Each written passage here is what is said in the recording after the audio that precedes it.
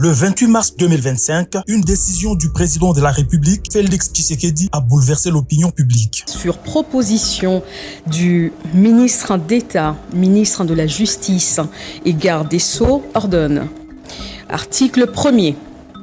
La commutation de la peine de mort en celle de servitude pénale à perpétuité est accordée à M. Marcel Malanga Malou,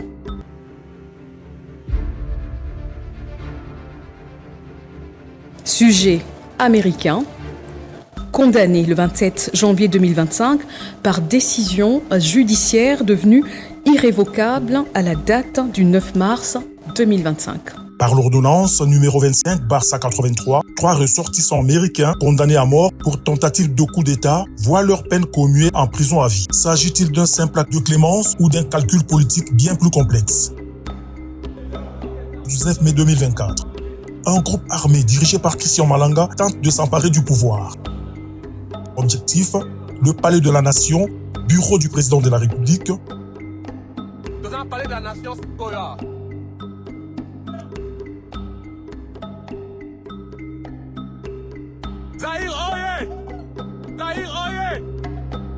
Et la résidence du président de l'Assemblée nationale, Vital Kamerhe, à l'époque vice-premier ministre, ministre de l'économie. Mais l'armée congolaise neutralise l'opération.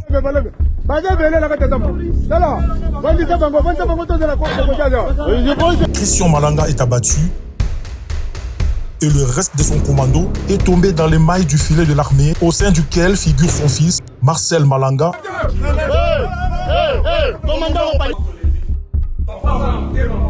accompagné de Taylor Christa Thompson et Zalman Poulon Benjamin, tous les 3 citoyens américains.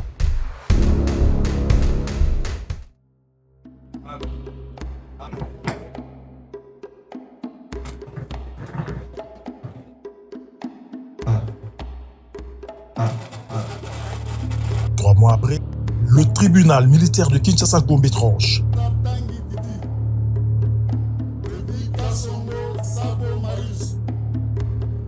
Sur 51 accusés, 37 sont condamnés à mort, dont les 3 Américains, Marcel Malanga,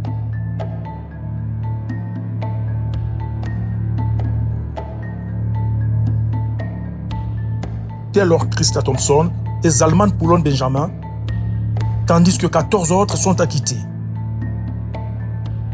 Une sanction exemplaire pour un crime jugé de la plus haute gravité.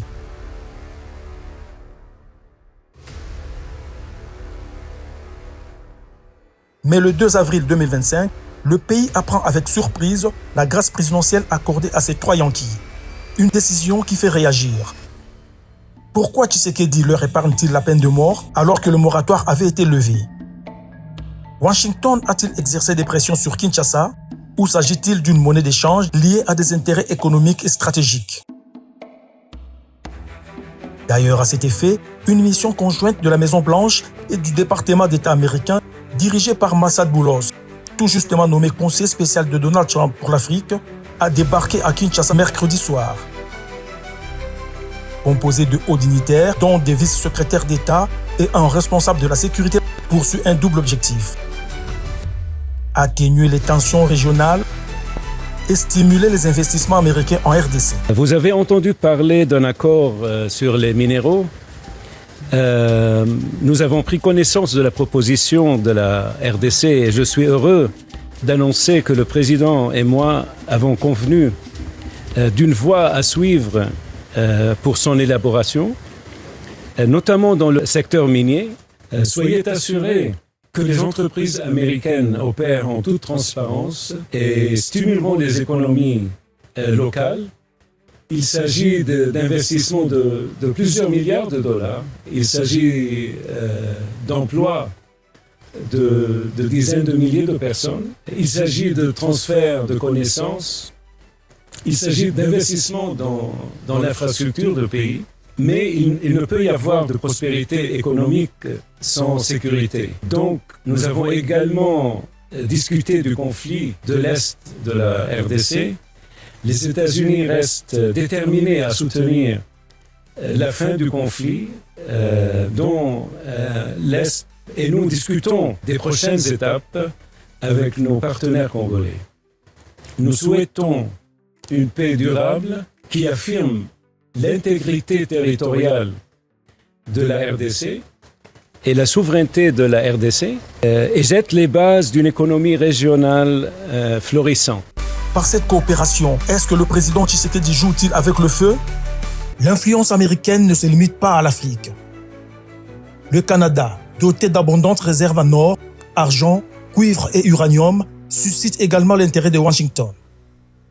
Certains observateurs vont jusqu'à évoquer le spectre d'une annexion informelle faisant du Canada un potentiel 51e État des États-Unis, tant souhaité par Donald Trump.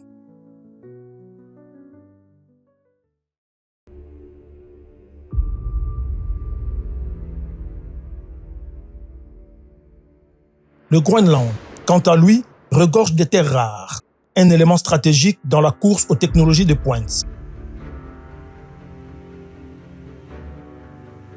En 2019, Donald Trump avait même proposé de racheter cette île autonome au Danemark, illustrant l'obsession américaine pour le contrôle des ressources stratégiques.